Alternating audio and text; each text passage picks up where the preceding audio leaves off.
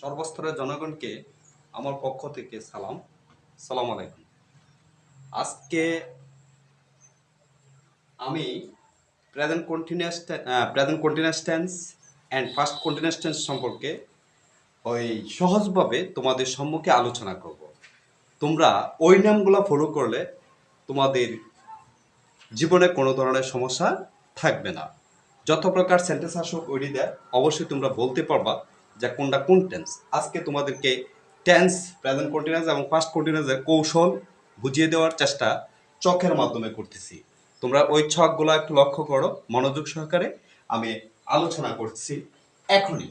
তোমরা দেখো ওয়ান চক নাম্বার, এইদিকে যে চকটা আছে এখানে কি লিখছি আমি এক নম্বরে যেগুলা ওই বক্সের ভিতরে শব্দ আছে শব্দগুলো হচ্ছে M, is, R.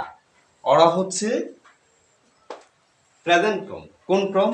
Present form. আমরা জানি বিভার ওয়ান এরা, কিন্তু 2 নম্বরে দেওয়া আছে বিভার ট্রু। ওই বিভার ট্রু হচ্ছে অজয়, তাহলে বিভার ট্রু নাম হচ্ছে ফার্স্ট ফর্ম, ওরা হচ্ছে first form.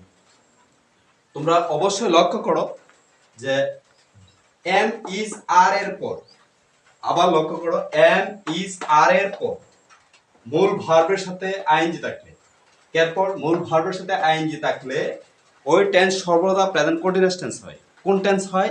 Present continuous tense হয়। এখন আমি অবশ্যই ওই কিছু সাবজেক্ট দিয়ে নিচে বুঝিয়ে দিয়েছি, যেমন হি ইজ আছে, তুমি একটা প্রেজেন্ট ফর্ম দাও হি ইজ ইটিং রাইস।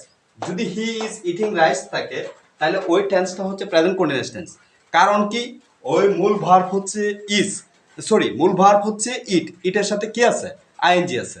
যেহেতু আইএনজি হচ্ছে তাইলে অবশ্যই এই টেন্সটা হচ্ছে প্রেজেন্ট কন্টিনিউয়াস টেন্স।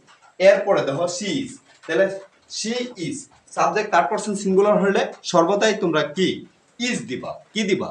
ইজ। তাহলে সি ইজ, ইজের পরে আমরা আবার লিখতে পারি সি ইজ মেকিং টি, তাহলে মেকের সাথে কি আছে? আইএনজি আছে। যেহেতু আইএনজি আছে ওই টেন্সটা আমরা কিভাবে ধরে নিব যে প্রেজেন্ট কন্টিনিউয়াস টেন্স? ওর আইএনজির আগে যে ইজ আছে এই জন্য আমরা বুঝতে পারি যে ওই টেন্সটা হচ্ছে প্রেজেন্ট কন্টিনিউয়াস টেন্স। তোমরা বুঝতে পারছো। এরপর দেখো আই এম, কি দেওয়া আছে? আই এম প্লেইং করব, প্লের সাথে আইএনজি যোগ করো। প্লের সাথে আইএনজি যোগ করলে অবশ্যই এই টেন্সটা হচ্ছে প্রেজেন্ট কন্টিনিউয়াস টেন্স। কি দেখে চিনছো? ওই প্লের আগে, প্লেইং এর আগে এম আছে, যদি এম থাকে তাহলে প্রেজেন্ট কন্টিনিউয়াস টেন্স। কারণ এম হচ্ছে বিভার ওয়ান, কিন্তু ওরা হচ্ছে অক্সিলারি ভার্ব। কোন ভার্ব? অক্সিলারি। কেন? ওই মূল ভার্বকে সাহায্য করছে তাই। এরপরে দেখো you are doing the work. ডোর সাথে কি যোগ করবা? শুধুমাত্র আর এর পরে ওই তুমি ডোর সাথে আইএনজি যোগ করলে ওই টেন্সটা হচ্ছে প্রেজেন্ট কন্টিনিউয়াস টেন্স। ক্লিয়ার? বুঝতে পারছো? এক নম্বরে ক্লিয়ার। তো আমরা এখন 2 নম্বরে চলে যাব। 2 নম্বর বাক্যগুলো সেম, একই ক্যাটাগরি। তার মানে এম ইজ এর ফার্স্ট ফর্ম হচ্ছে ওয়াজার। যেহেতু ফার্স্ট ফর্ম হচ্ছে ওয়াজার তাহলে এই স্ট্রাকচারগুলো আগেরটাই ঠিক থাকবে, শুধুমাত্র এম ইজ এর জায়গা ওয়াজার দিবা। ওয়াজার দিলে ওই মূল ভার্বের সাথে তো তোমরা জানোই বিভার ওয়ান বসিয়ে সবসময় মূল ভার্বের সাথে আইএনজি দিলে ওই টেন্সটা হলো ফার্স্ট কন্টিনিউয়াস টেন্স। লক্ষ্য করো এখানে কি আছে যে বিভার টু ওয়াজারের পরে মূল ভার্বের সাথে আইএনজি থাকলে ফার্স্ট কন্টিনিউয়াস টেন্স। তোমরা একবার এটা মুখস্থ করে ফেলবা বুঝছে। এরপরে দাও সি ওয়াজ, তাহলে সি ওয়াজ থাকলে আমরা প্রেজেন্ট ফর্ম বাই করি। একটা প্রেজেন্ট ফর্ম হচ্ছে ইট, তাহলে ইটের সাথে যদি আমরা আইএনজি দেই তাহলে টেন্সটা হয়ে যাবে ফার্স্ট কন্টিনিউয়াস টেন্স। তোমরা বুঝতে পারছো? এরপর দেখো হি ওয়াজ ইটিং রাইস। হি ওয়াজ কি? Eating rice. তাহলে অবশ্যই হি ওয়াজ ইটিং রাইস আমরা চিনবো ওয়াজ দেখে যে এটা